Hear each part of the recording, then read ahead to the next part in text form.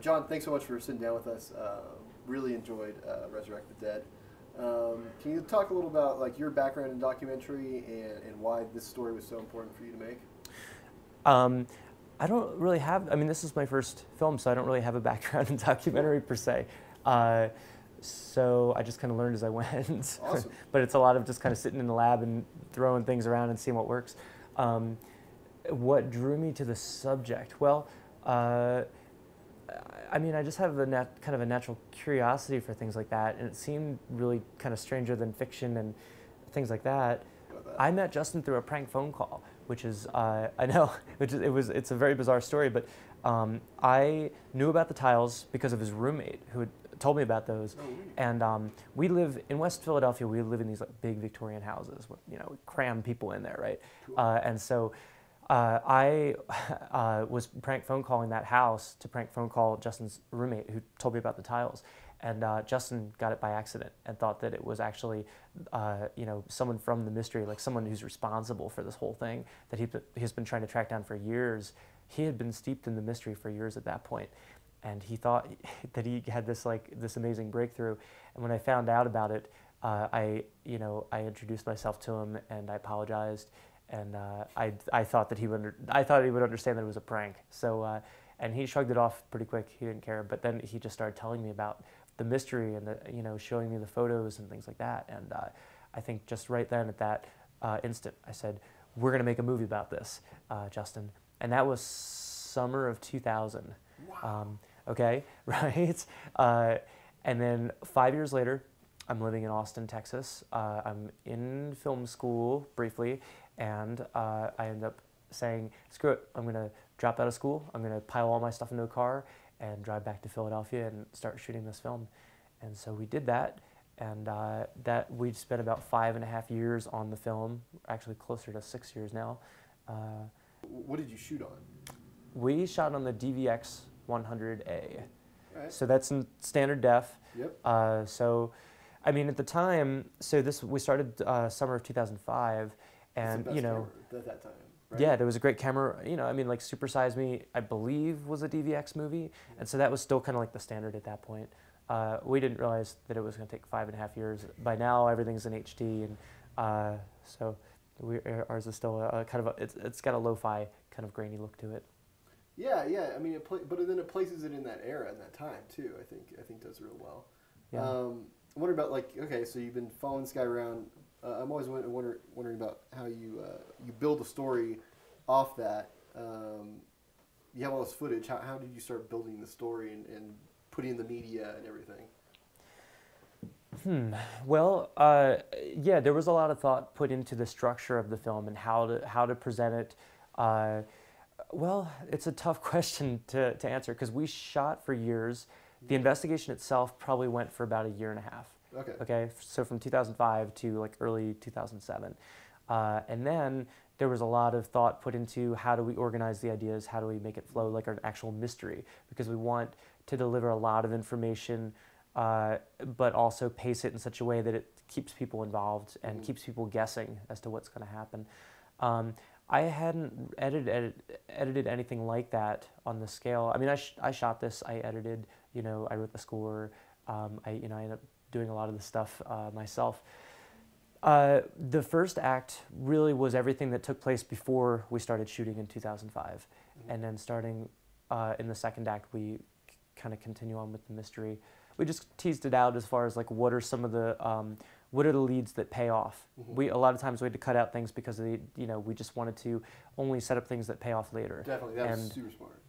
Yeah. So there was a lot of that, a lot of like bookending ideas where it's like we introduce this because we know it's going to somehow lead to something. So do you think you solved what you needed to solve? Yes and no. I think that we would like to let people see the movie and decide for themselves.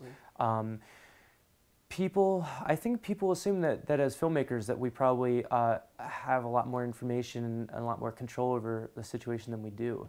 I mean, in a lot of ways, we're caught up in this like everyone else, and we're kind of captive to circumstance too.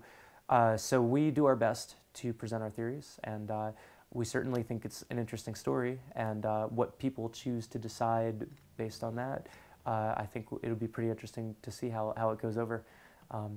We really didn't show anyone the movie for those 5.5 years. So Monday we premiered, and this is the first time I've actually heard what people have to say. Before that, it was crazy. I mean, I didn't even show my friends or my roommates.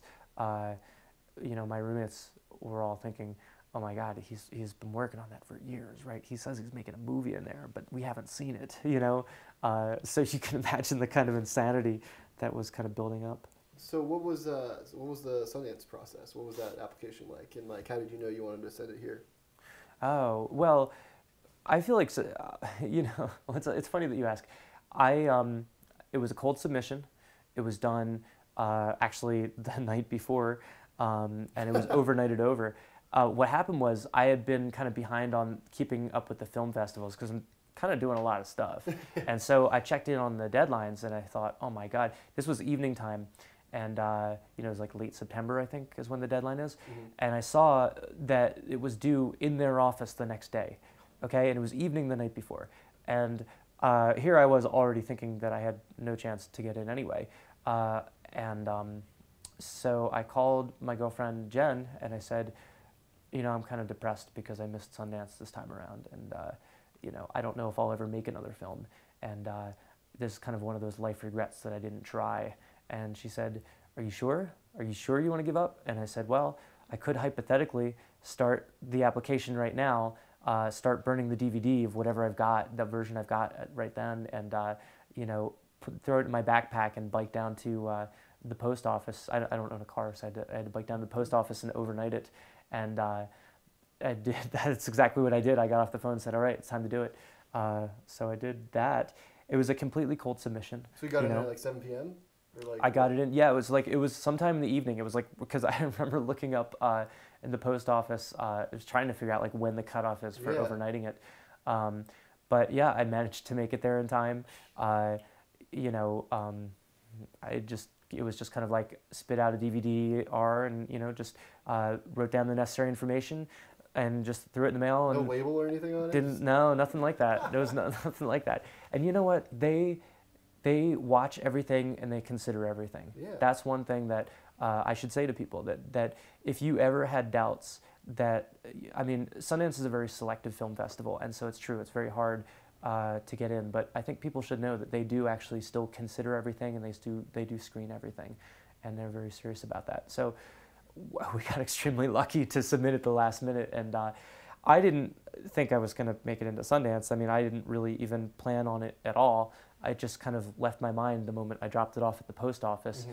I only thought that I didn't want to live a life of regret, thinking, well, I made that movie that one time and I didn't even submit it to Sundance. So I did it. But I got a call right before Thanksgiving when I was walking home from cleaning houses. I funded my movie as a house cleaner. I self-funded. And I was getting out of work. I was, had just cleaned this corporate apartment and got the call. And it was kind of like off the charts. I was crying and I couldn't believe it, and I thought I was living in a dream. And all night I kept waking up and looking at my cell phone and checking to see the calls came in and things like that.